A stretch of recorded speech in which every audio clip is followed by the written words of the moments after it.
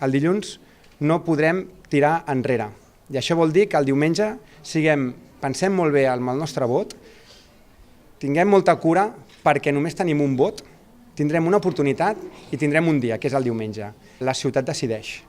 I estem en un moment històric on després de gairebé 20 anys d'un mateix projecte que està ja en una situació final, i ho hem vist aquests dies com agonitza el projecte, creiem que la ciutat necessita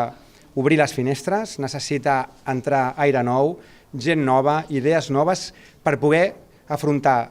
la nova etapa que tindrà la ciutat